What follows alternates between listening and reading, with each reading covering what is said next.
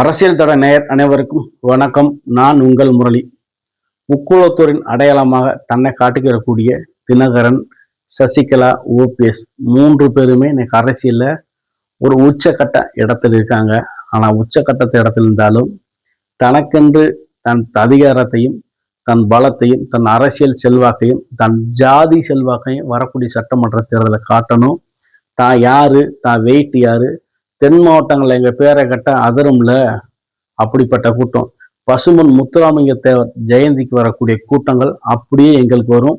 அந்த கூட்டம் அப்படியே எங்களுக்கு வாக்கு தமிழ்நாடு ஃபுல்லா அறுவடையாகும். நாங்க இல்லாம வரக்கூடிய சட்டமன்ற தேர்தலில் அதிமுகவா இருந்தாலும், திமுகவா இருந்தாலும், விஜயா இருந்தாலும், நாம் தமிழா இருந்தாலும், எந்த கட்சியா இருந்தாலும், நீங்க எவ்வளவு ஸ்வீட் பாக்ஸ் வேணா கொடுக்கலாம், நீங்க மக்களுக்கு என்ன நன்கொடை வேணா கொடுக்கலாம். ஆனா நாங்க எந்த சின்னத்துல ஓட்டு போட சொல்லி கையை நீட்டுறோமோ அவங்க தான் வெற்றி பெற முடியும் அப்படின்ற இந்த 3 தலைகளும் தன்னைத்தானே கையில ஒரு ஸ்டிக்கர் எழுதி வச்சு ஒட்டிக்கிட்டு நாங்க எந்த கூட்டணிக்கு போறோமோ அவங்க தான் வெற்றி பெறுவாங்கன்னு சொல்லி தெரியுறாங்க. சரி, தெரியட்டும். ஸோ உண்மையிலே இவங்க முக்குளத்தூர் அடையாளமா அப்படி என்று அங்க உள்ள சில மக்களிடம், சில அரசியல் விமர்சகரிடம் கேட்கும்போது, உண்மையிலே ஓபிஎஸ் முன்னாள் முதலமைச்சர், அது உண்மையிலே அரசியல்ல மிகப்பெரிய ஆளுமையா இருந்தாரு. அதெல்லாம் மறுக்க முடியாத விஷயம். அவர் இந்த நிலைமைக்கு வருவதற்கு முக்கிய காரணமே அவர் மட்டுமே. அவர் சமூகத்திற்காக இதுவரை ஒண்ணுமே செய்ய போவதை இன்னி செய்ய மாட்டாரு. ஒரு படத்துல விவேக் சொல்லுவா தெரியுமா, நம்மளை நம்பி இவ்வளவு கூட்டம் வந்திருக்கே, என்ன செய்ய போறீங்க தலைவன் கேட்டதுக்கு உடனே விவேக் மேல சொல்லுவாரு, இது வரைக்கும் உங்களுக்கு என்ன பண்ணிருக்கேன், ஒண்ணுமே பண்ணல, அதே மாதிரி அவங்களுக்கும் பண்ண மாட்டேன் அப்படின்னு சொல்ற மாதிரி ஓபிஎஸ் தன் நம்பி வந்த எந்த கூட்டங்களுக்கும், தன் நம்பி வந்த ஆதரவாளருக்கும், தன் நம்பி வந்த ஜாதி கூட்டங்களுக்கும், தன் இன மக்களுக்குமே எதுவுமே செய்யலை. அதனால 4 அடுக்கு சங்கிலியா இருந்த ஓபிஎஸ் சுத்தி ஒரு பாதுகாப்பு இருந்த அனைத்துமே ஒவ்வொன்றா கலந்து ஃபர்ஸ்ட் ஆதரவாளர்கள் போனாங்க, 2வது கட்சி நிர்வாகிகள்லாம் போயிட்டாங்க, மூணாவது சொந்த மாவட்டத்தில் இருந்த செல்வாக்கு சுத்தமா போயிடுச்சு, 4வது தான் ஜாதி செல்வாக்கு ஓட்டு இருக்குன்னு சொல்றாரே, எதுவுமே கிடையாது. அவர் சொல்லக்கூடிய, அவங்க சோடிக்கக்கூடிய ஒரு கட்டமைப்பு வாய்ப்பே கிடையாது ராஜா.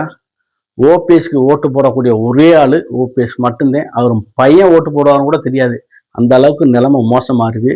அவர் முக்குளத்தூர் அடையாளம்லாம் சொல்லவே கூடாது, அப்படி சொல்லி ஏமாத்துறாங்க. நம்பி எந்த கட்சி கூட்டணி சேர்த்துறாங்க அப்படின்னு யார் சொல்றாங்க, பெரிய குளத்து வட்டாரத்துலன்னு சொல்றாங்க. சரிங்க, அவர் திமுகவோட போய் ஜாயின் பண்ண போறாரே, போனா திமுக தென் மாவட்டங்கள்ல எல்லா தொகுதி வெற்றி பெற்றலாம் அப்படின்னு பிளான் பண்றாங்க. வாய்ப்பு இருக்கா? உங்களுக்கு என்னங்க சொல்ல, அவங்க நினைச்சுக்கிட்டே தெரிய வேண்டியதே. அவங்களுக்கு எல்லாமே தெரியும். இருந்தாலும் என்ன செய்ய, பாவம் அவரோட ஜாதி அடிப்படையில் அவங்க கூட்டு சீட்டு தர போல கூட்டணி சேர்க்க போவதில்லை. அவரை கண்டிப்பா அப்படியே கூட்டு போய் டிஎம்கே துண்டை போட்டு டிஎம்கே வேட்டியை கட்டி கட்சியில் நினைச்சிட்டாங்கன்னா ஒரு பொறுப்பை கொடுத்துருவாங்க. ஒரு எம்எல்ஏ சீட்டு அவருக்கு ஒன்று, ஒரு பையனுக்கு ஒன்று. அவரை நம்பி இருக்க உசிலம்பட்டி எம்எல்ஏ ஐயப்பனுக்கு ஒரு சீட்டு, ஒரு அமைச்சர் கொடுத்தாங்கன்னா சந்தோஷம், நன்றி வணக்கம், உங்க மேல எந்த கேஸும் இல்லை, எதுவுமே வராது, நீங்க இருக்க வரைக்கும் முக்கியமான அவைத்தலைவராக கூட இருந்துக்கலாம் சொல்லிட்டாங்கன்னா உடனே போய் கட்சியில சேர்ந்துருவாரு. இவரை நம்பி இந்த மக்கள் ஓட்டு போடுவாங்களா? வாய்ப்பே கிடையாதுங்க. அவர் சும்மா அப்படியே சொல்லிக்கிட்டே இருக்கலாம். ஒரு திடமான முடிவு, ஒரு முக்கிய ஆலோசனை எதுவுமே படக்கம் அவர் எடுக்க மாட்டார். எதை சொன்னாலும் ஒரு 105 தடவை யோசிச்சு அந்த முடிவு எடுப்பார். அவர் யோசிக்கக்கூடிய அந்த வேலையை முடிஞ்சிடும். அதே இன்னைக்கு ஓபிஎஸ்க்கு பின்னடைவு காரணம்னு யார் சொல்றா? பெரிய ஒரு தொட்டான்னு சொல்றாங்க. இவரெல்லாம் முக்குளத்தில் ஓட்டு சொல்றீங்க, சரி விடுங்க, அவரை விடுங்க. நம்ம டிடி தினகரன், மண்ணின் மைந்தர், பெரிய காலம் தேனி தென் மாவட்டங்களின் தளபதி, அவரே அப்படி சொல்லிக்கிருக்காரு இல்லைங்க. அந்த பில்டப்லாம் உண்மையும் கேட்ட எங்க வந்த பில்டப்லாம் கேட்குறீங்க, அதெல்லாம் சும்மாங்க வெத்து காயுதங்க, பேப்பரை விட்டா பறந்து போயிருங்க. அந்த மாதிரி இவர் போனாப்புல அதிமுக இன்னைக்கு வலுவான கூட்டணியில் வந்துருமா? அதிமுக யாரு போனாலும் இந்த முறை ஒன்றும் வெல்ல முடியாதுங்க. என்ன காரணம்? கட்சிக்குள்ள ஒற்றுமை இல்லை, தலைவர்கள் ஒற்றுமை இல்லை.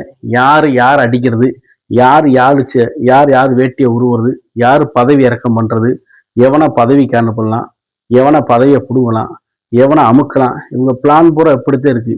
யாரு வெற்றி பெற வேண்டும்னு எண்ணமே கிடையாதுங்க. தவளை பார்த்தீங்கன்னா, ஒரு தவளை கதை கேள்விப்பட்டீங்களா? ஒரு தவளை மேலே ஏறுமா, கடல்ல மாட்டிக்கிருமா, அது எப்படியாச்சும் வெளியே போயிடலாம்னு சொல்லி ஏறுறப்ப ஒரு தவளை ஏறி வெளியே தவ போமா, இன்னொரு தவளை எக்கி போய் அந்த தவளை காலை பிடிச்சி இழுத்து விட்டுருமா. அந்த மாதிரி இங்க இருக்க கூட்டணியெல்லாம் சும்மா தற்காலிக கூட்டணிங்க. இந்த கூட்டணிலாம் கண்டிப்பா தமிழ்நாட்டுல வெற்றி பெறுமா என்பது மிக மிக கேள்விக்குறி. இவங்களுக்கு கண்டிப்பா முக்குளத்தோர் வாக்கு அதிகமா ஏடிஎம்கேக்கு எப்பயும் போல விழுகிற வாக்கு விழுகும். ஆனா தினகரனுக்காண்டி விழுகுமா என்பது மிகப்பெரிய கேள்விக்குறி. தினகரனே அவரா ஒரு வேர்ட் ஷீட் எடுத்து வச்சு, எனக்கு தான் தமிழ்நாட்டில் உள்ள 234 தொகுதியில் இருக்க முக்குளத்தோர் ஓட்டு எனக்கு மட்டுமேன்னு அவரா எழுதி வச்சுட்டு அந்த பேப்பரை பார்த்துக்கிட்டே சந்தோஷமா படுக்க வேண்டியதே. ஒரு பயம் ஓட்டு போட மாட்டேன். இவர் இத்தனை வருஷம் முக்குளத்தூர் மக்களுக்கு என்ன உதவி செய்கிறார்? இந்த மக்களுக்கு படிப்புக்காக என்ன உதவி செஞ்சுட்டாங்க? எதுவுமே கிடையாது. தான் குடும்பம், தான் சொத்து, தான் சொந்த பந்தம், அவ்வளவுதான் அவங்க கட்டமைப்பு. மக்களுக்காண்டி எதுவும் செய்ய மாட்டாங்க. முக்குளத்தூர் மக்களை ஏமாத்துறாங்கன்னு சொல்றாங்க. இவங்களத்தான் எப்படி சொல்றாங்க? தியாக தலைவி சின்னம்மாவை என்னங்க அப்படி? அவங்க எப்படிங்க? அவங்க எப்படி இந்த முக்குளத்தூர் மக்களின் அடையாளம்? முக்குளத்தூர் ரத்தம், நாடி, நரம்பு, மூளை, கண்ணு, காது எல்லாமே அவங்க இல்லாம எப்படிங்க?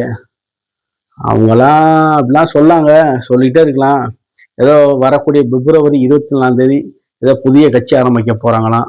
தமிழ்நாட்டில் இருக்க கட்சிக்கே யாரும் ஓட்டு போட மாட்டாங்க. இனி புதுசா ஒரு கட்சி சரி ஆரம்பிக்கட்டும். இருக்கலே நம்ம முக்குளத்தூர்ல அதிகமான கட்சிகள் இருக்கு.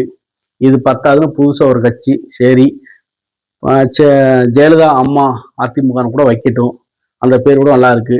அவங்க அனைமா புதிய கட்சி ஆரம்பிக்க போறாங்க கேள்விப்பட்டோம். அதுவும் பெரிய அளவில் பிளான் பண்ணியிருக்காங்களாம். ராம்நாட்டில் நல்லபடியாக நடக்கட்டும். ஆனால் அவங்க நினைத்தது போல ஆரம்பத்தில் பெங்களூர்லேருந்து வந்தப்பே தன் அரசியல் வேலையை ஆரம்பித்திருந்தா இன்னைக்கு தவிர்க்க முடியாத சக்தியாக இருந்திருப்பாங்க.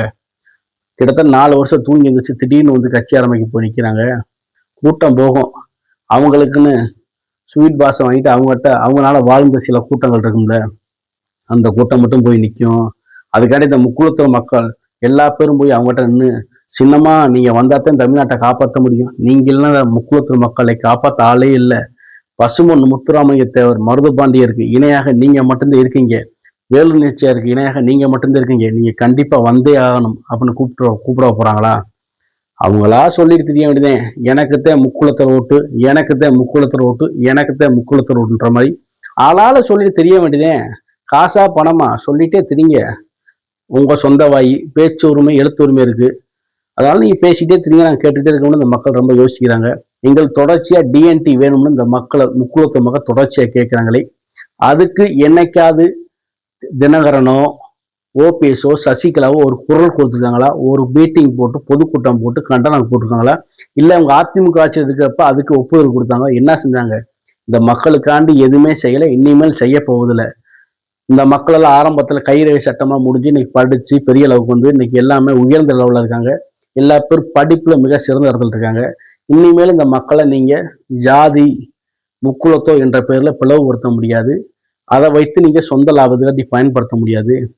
நீங்க 1000 கனவுகள் சொல்லலாம். உசிலம்பட்டியில் நான் ஜெயிச்சிருவோம், ராமநாதபுரத்தில் நான் ஜெயிச்சிருவோம், திருவடையூர்ல சின்ன ஜெயிச்சிருவோம், கம்பத்துல நான் ஜெயிச்சிருவோம், எங்கன்னா ஜெயிச்சலாம் சொல்லலாம், ஆண்டிப்பேட்டில் என்ன ஜெயிச்சிடலாம். ஏன்னா இங்கெல்லாம் முக்குளத்தூர் வாக்கு அதிகமா இருக்கு. இந்த தொகுதியில் நாங்களாம் நின்னோம்னு வச்சுங்க, படுத்துக்கிட்டே ஜெயிப்போம், விரல் ஆட்டிக்கிட்டே ஜெயிப்போம் கூட சொல்லலாம். உங்களை நம்பி யார் ஓட்டு போட போறா? நீங்களா சொல்லிக்கிங்க. வரக்கூடிய சட்டமன்ற தேர்தலில் 3 தலைவர்களும் தாக்கு பிடிச்சி இருப்பாங்களா?